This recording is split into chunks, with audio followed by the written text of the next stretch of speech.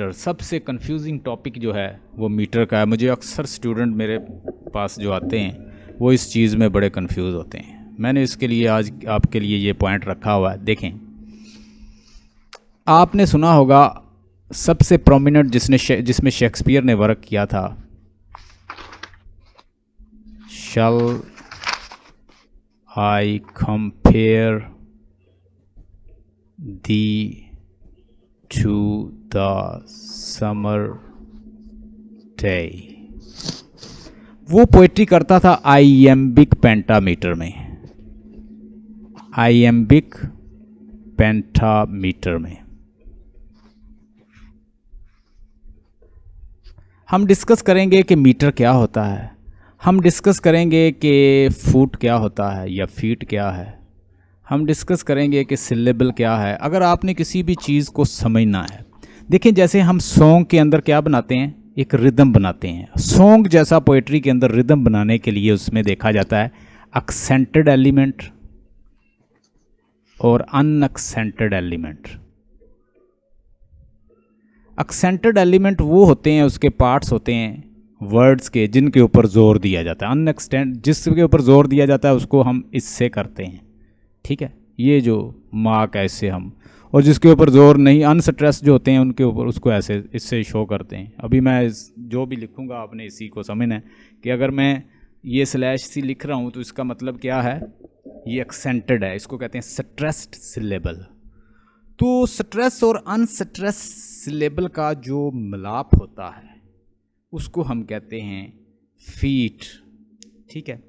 मतलब हमारे पास वर्ड है परमिट,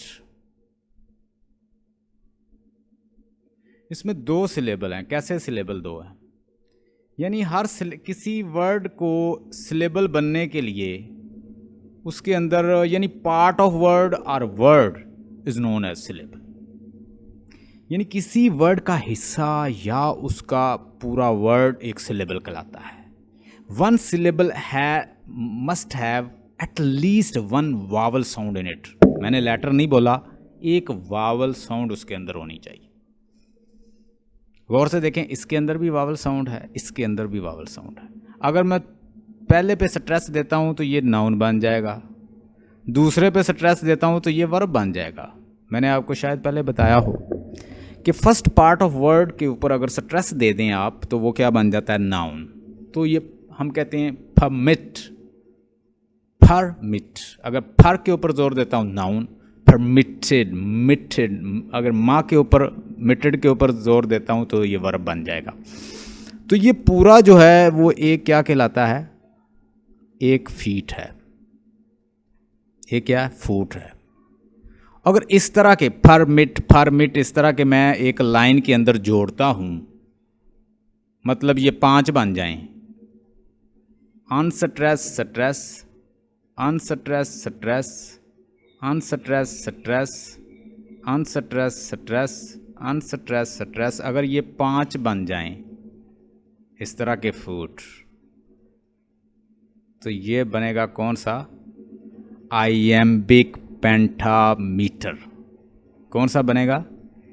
और ये मीटर जो हैं वो डिफरेंट होते हैं, कहीं पे ट्रोकेक मीटर आएगा, कहीं पे डेक्टलिक मीटर आएगा, कहीं पे एनाफेस्ट मीटर आएगा। ये according to the choice of the poet होता है। ये मैं आपको लेटर अभी समझाता जाता हूँ कि कुछ पोएट्स जो हैं वो 8 जो हैं वो फीट बनाते हैं, कुछ 10 बनाते हैं, कुछ 6 बनाते हैं, ठीक है। जैसे जैसे उनका पेंटा, टेट्रा, हेक्सा, हेप्टा उसी तरह यूज हो। ऑक्टेवा, ऑक्टा, ऑक्टल का मतलब होता है 8, कुछ 8 यूज़ करेंगे इस तरह के फीट। जितने वो बनाएंगे उतने उसके मीटर बन जाएंगे। ये क्या 1 है, ये 2 है, ये क्या 3 है, ये 4 है, ये 5 है, हम कहेंगे पेंटामीटर। अगर ये 8 होंगे तो ऑक्टामीटर, हेप्टामीटर, ठीक है, मोनोमीटर अगर 1 हो तो। सो लेट्स सी, हम इनको देखते हैं 1 बाय 1। अभी मैंने आपको बताया था कि शेक्सपियर ज़्यादा पोएट्री किस में करता है, आइएम्बिक पेंटामीटर में। अगर आप आइएम्बिक पेंटामीटर को समझ लें तो अपना ऑलमोस्ट काम हो जाता है। मोस्टली स्टूडेंट जो हैं वो आयम्बिक पेंटामीटर में कंफ्यूज रहते हैं, क्योंकि ज़्यादातर पोइट्री उसमें है। इंग्लिश पोइट्री किस में मिलती है आपको? आयम्बिक पेंटामीटर में। अनस्ट्रेस स्ट्रेस एक बन गया फीट, अनस्ट्रेस स्ट्रेस दो बन गया, unstress stress feet 3, unstress stress